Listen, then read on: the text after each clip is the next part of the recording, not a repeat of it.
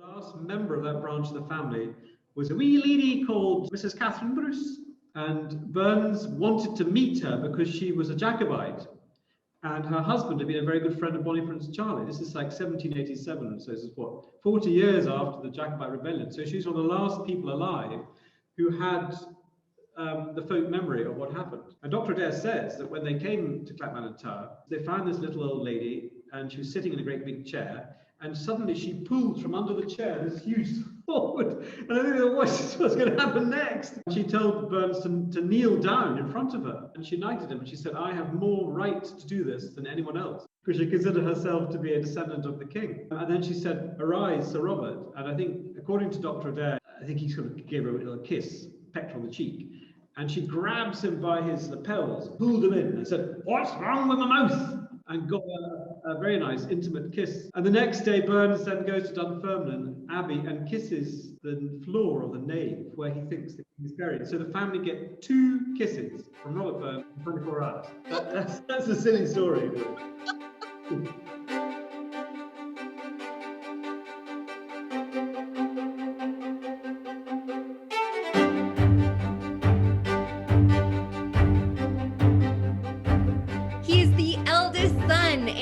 To the 11th Earl of Elgin, a direct lineal descendant of Robert the Bruce. You may know Robert the Bruce, his great-great-great-great-great-great-grandfather from the Netflix series Outlaw King, a drama series about the great King of Scots. My name is Samantha. I'm the Outbound Operations Manager for the Battlefield Tours of Canada and Connection Custom Travel, and today I get the special opportunity to sit down with Lord Charles Bruce to talk more about his family legacy, ancestral research, his important links to Canada, and perhaps we'll discover what lies in the Bruce's family home of over 300 years. Since 2018, we've been able to arrange exclusive events for travelers hosted at the Bruce family home, Broomhall House, one of the grandest estates in the whole of Scotland and a historical treasure trove in its own right. In case you missed it, Lord Bruce joined us live on January 28th for our online event to celebrate Burns Night, which was lovingly hosted by Departures Travel Facebook page. You can find that link with more in the description of this video. Charles, it is a true honor to have you joining me once more. How are you? I'm very well, Samantha, and all the better for seeing you. So great. You've got a family member who discovered the source of the River Nile. The first Scot to step foot in Antarctica was a Bruce. I'd love to talk a little bit about the ancestors that you have. Who do you personally think has the best story, and which ancestor do you feel the deepest connection to? Oh, that's quite a tall order. I think undoubtedly the most illustrious forebear was King Robert, Robert the Bruce, King of Scots, who reigned from 1306 to 1329. And every year goes by, there's another important anniversary, recording some event that happened during his reign. Last year, we recorded signing of the Declaration of Arbroath, which was an incredibly important document that he engineered, if you like, a document which many people believe, for example, had a huge impact on later constitutional documents, such as the American Declaration of Independence. So whichever way you look at the reign of King Robert, he leaves a very important legacy, which is as important today as it was really at the time that he lived. The family was virtually wiped out at that time by King Edward I, killed 3 of his brothers, and 1 died in battle. So all his brothers die a violent death. So it was a miracle that we survived as a family. Yeah. But you find that often in Scottish history. You know, people, families literally hang on by a thread, whose story I find such a strong resonance with. Well, I think I'll probably bring you into the 20th century for that. And I've got a couple of pictures here to show you. Can you see this image here? Yep. Which shows 2 young flying officers. One you recognize because he's one of the most important World War II Canadian aces, Russ Bannock, who lived to the ripe old age, I think, of 101 and then died last year. That's right. And his navigator, who's a Bruce. Right, Lieutenant Robert Bruce, who was my grandfather's second cousin. And together they scored, I think, 19 hit on the German flying bombs, the V-1s, flying a very fast light fighter bomber, the Mosquito. And in fact, they were both decorated. They had the Distinguished Flying Cross and bar, which was quite unusual. But I would connect him to another cousin who fought in the war, a lady called Constance Babington Smith. They were roughly the same age, both fighting in the Air Force. She started the war as a milliner. She made hats. Robert started the war as a music teacher. So, I mean, two very unlikely people find themselves thrust into possibly the most important position. She is interpreting photography taken at high altitude, 30,000 feet. And she finds the scorch marks on the grass of a German airfield, Peenemünde, which indicate where the Germans are testing the jet engine. Also, she finds the installations for the flying bomb launch pads. So between them, they probably save thousands of civilian lives. Two entirely separate parts of the family, 650 or whatever, 600 years apart. Unbelievable. I didn't know that there was a Robert Bruce that had such a strong relationship with Russ Bannock. I mean, that absolutely... Well, he actually wrote a symphony, which was later, I think, played by the Calgary Symphony Orchestra in honor of Russ. Yeah. So I think the friendship continued. I think cousin Robert, I think he was 96 when he died, so they both lived a very long time, you know, and must have regaled all their children and grandchildren and great-grandchildren with stories of heroism from the war. Oh, I hope so. I hope they did. And Constance, what a legacy that to be able to see burn marks from aerial photographers 38,000 feet up. Yeah, I mean, they were taken from very high up because they obviously didn't want, because those aircraft were flying unarmed. She never lost her elegance, and she wore a particular type of scent. Oh. And another very distinguished RAF officer who was often visiting her office was Frank Whittle, who invented the jet engine. Oh my gosh, you're kidding me. But I don't think there's any romance. I'm reading James Michener's Space right now, and the very first chapter goes into how they discovered the burn marks and all about the jet engine and how that's translated to space technology. These were among the really critical technological races of World War II, as you well know. That in and of itself is a tremendous legacy. There's so much more that your family has done and how it's interlaced with Canada's history. And we touched a little bit about it last weekend, but I'd love if you could refresh our memory. The story really begins with Lord Durham. That I'm, a very proud descendant of both Durham and the 8th Earl of Elgin. The 8th Earl of Elgin, James Bruce, who we're speaking of, former Governor General, he did so much. He had such a huge impact. He went to Washington and he negotiated a North American free trade treaty. It was called the Treaty of Reciprocity.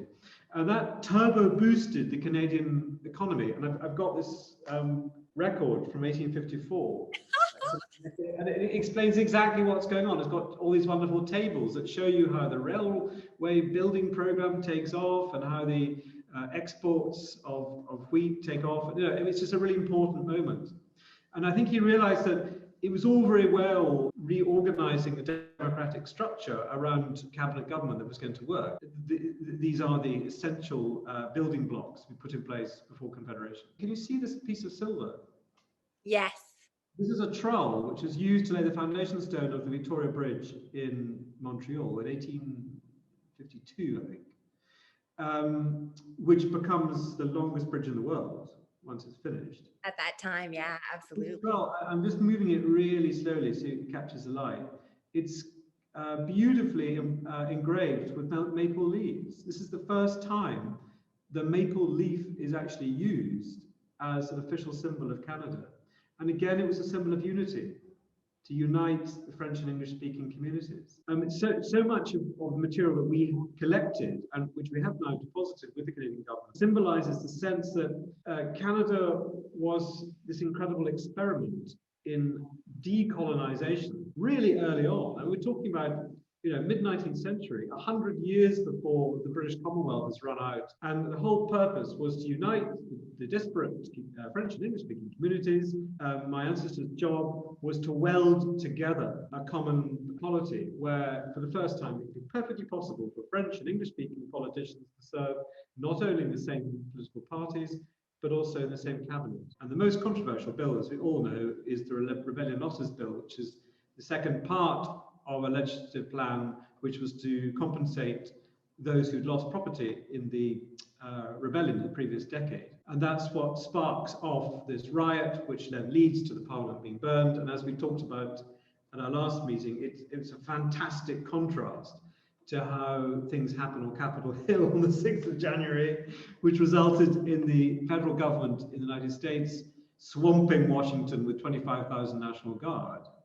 The complete opposite happens in Canada, where arguably a more serious event happens. The Parliament building is actually burned down. But the next day, I think you found the picture that goes with this, the cabinet meet in the market square as if nothing had happened. And I found in the archives this extraordinary minute. It's the Journals of Canadian Parliament. I can't believe you have that.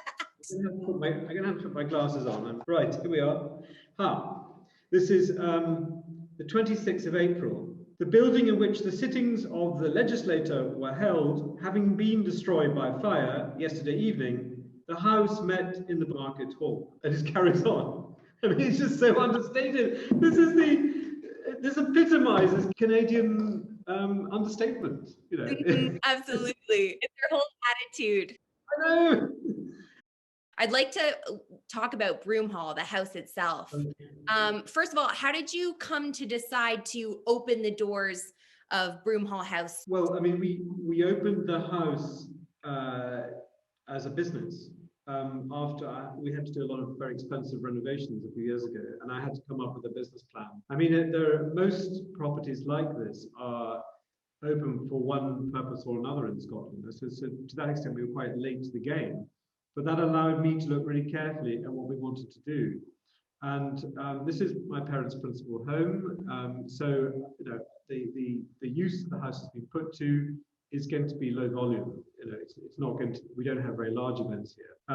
The best possible use for the house was for running private exclusive tours. It's experiential tourism, experiential travel, and it's simply to give people the very best experiences. I think the first year we were open, I entertained a couple who wanted to have a dinner party arranged for them, which is easy enough to do. The lady told me, in fact, that they just come from Alaska, where they dog sledding like a Jack London story for 2 weeks. And so coming here for a tour of the house and dinner with my family was comparable to dog sledding in Alaska, which was obviously quite a sort of hair-raising experience, but a thrilling experience.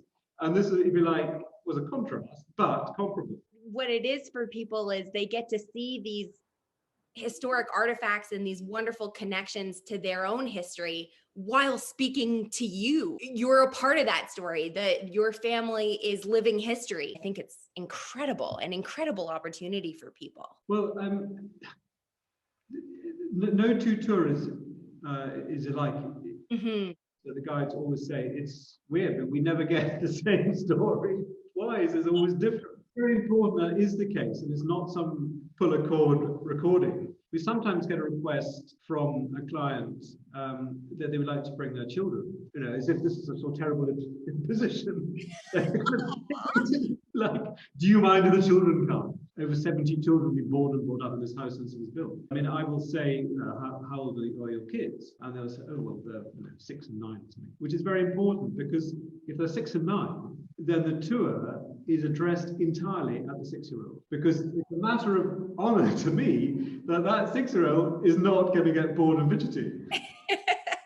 So it's up to the parents. If they want to bring a 6-year-old and a 9-year-old, fine. But the tour is not going to be aimed at the adults. It's going to be aimed at the 6-year-old. Could you imagine them going back to school and telling their friends?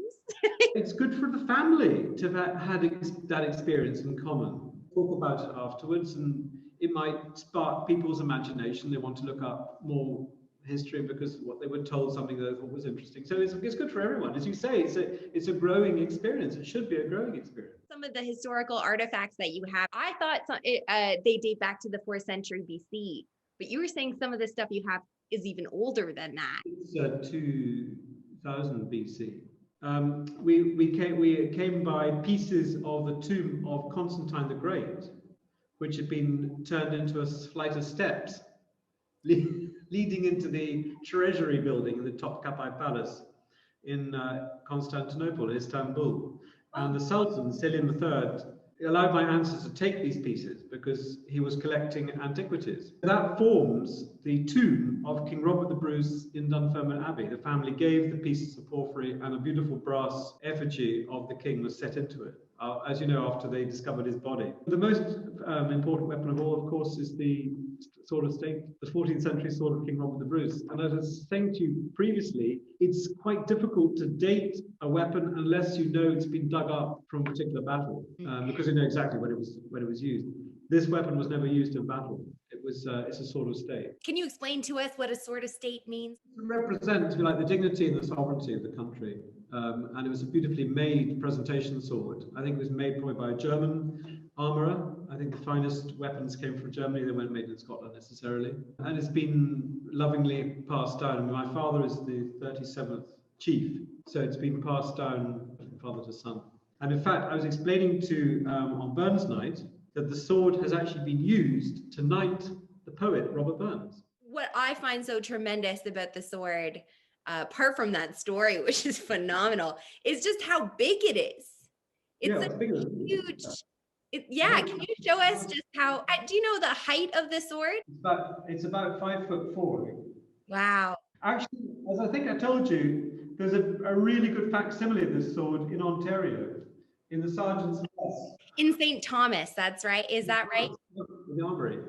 So for Canadians, if we want to see a good replica of the sword, we can go to St. Thomas, Ontario. I think I could probably arrange a tour for you, yes. Oh my God. What about you personally? What's your favorite piece in the house if you had to choose? Well, actually, I don't really have a favorite. What I discovered in Ontario off the Bruce Peninsula is that's where the Chippewa tribe made these incredibly beautiful objects, which are obviously very high status objects, which they traded across the lakes. Every time the 8th Earl, as Governor General, was responsible for negotiating a treaty with a tribe, a tribal treaty, he was given what can only be described as a diplomatic gift. And these were very specially made. And one which we have which is an incredible pipe. Can you see it? The bowl is gunmetal and soapstone, I think. And it has the face of a man. And at the end, it's got this beautiful horse's neck as the handle. And so it's known as a horse neck pipe. And it really is such a beautiful object. And I have no idea if he smoked it at the time. Again, it sends a chill up the back of your neck, really, thinking what an important item this is. There's some lovely other Canadian items here. Your cool stuff. This is the cool stuff. Look at these little tiny moccasins. Oh, they're so tiny. Yeah, there's two pairs. There's like the winter and a summer pair. I mean, they've never been worn. These are still attached by thread. Well, they're mid 19th century. They're 1850s. And there's items which have a utility, but again are highly decorative. They're so well looked after. Like I explained to you before, I mean, there is a real responsibility to have a collection like this. I mean, even if it's a private collection, I mean, these are still kept in museum conditions. We've all been trained in conservation skills to look after them. I mean, this is a beautiful container which was full of buckwheat. I think it's decorated in porcupine quill, dyed porcupine quills. They brought items back to continue, if you like, working in the style of these indigenous crafts. Lord Elgin's wife, Lady Elgin, the daughter of Durham, I mean, she did an embroidery and she brought back hanks of dyed moose hair to continue the embroidery. It's just such a beautiful item. What I think is tremendously cool about Broomhall House is that your family's great collection of archives is located within the house. The sad thing to an extent for us is that we did take a decision some time ago to give the entire Canadian archive to the Canadian government, really to encourage Canadian scholarship of that period of history. And I just felt that it was the right thing to have done. Canadian historians often came here, but it was like a big journey to come here to work on the papers. It'd be easier, if you like, and more practical for the papers to be lodged in Ottawa, where they are. Possibly the most valuable thing which we gave was the press cutting collection, 1,200 pages of press cuttings. He was a francophone, which was unusual for a British governor. He'd grown up in Paris. He spoke French fluently. It allowed him to understand what the French were thinking. His staff would cut out political stories from the French language newspapers every morning to set alongside the English language newspapers. So he knew exactly what each side was talking about. I don't believe any previous governor had done that. The most interesting of all are the letters he writes to his wife, because then he reveals exactly what he's thinking. So for an historian, you've got 4 streams of consciousness. That makes this collection so unusual. You've got the newspaper cuttings, you've got the official dispatches going back to the Foreign Office, you've got letters to influential people, and then the letters home to the wife. It's a really useful archive. What's wonderful about you giving National Canada Archives, now us Canadians, we can all see this online. They've digitized everything. There's a proper digital record. You also tell us about the stones. Yes, and a small box containing 2 stones, and you take the lid off the box, and there's a little label attached to each stone, and it said, "Stones thrown at the Governor-General." And this is what happened when he came back into Montreal. I think it was 10 days after Parliament was burned. He didn't want to inflame the situation, so he thought it was very important to show his face. I don't think he was fearful for his life, but I mean, it was just, it was a very sensitive situation. So he returns to the city, and unfortunately for him, the city was being repaved in this latest road building technology which came from Scotland. Up and down Montreal, heaps of these small sharp stones waiting for the roads to be surfaced. So the crowd had any number of stones to throw at the governor as he went past in his carriage. So the carriage was literally smashed to bits, incidentally, and he never had it replaced. So when he went back into Montreal in the next 5 years of his governorship, he always took this battered coach just to rub it in. From the floor of the coach, he picks up a couple of these rocks and puts in his pocket, and then his wife lovingly made them up into this artifact, and they were put into a magazine box which would have contained rifle rounds. So everyone has a sense of humor, Here at the Battlefield Tours of Canada, we're always working with families who are retracing their own lineage. And through our research, we found there's a heavy amount of Scottish influence. You can find Scottish connections all over the world, but especially here in Canada. Love if you can tell us a little bit about why you think that is. Canada was the first country, I think, in the world to establish centres for Scottish studies. And there's a sort of mothership at Edinburgh University. I mean, there's always been a really strong Scottish presence in Canada, and there are all sorts of reasons for that too. We talked about this before.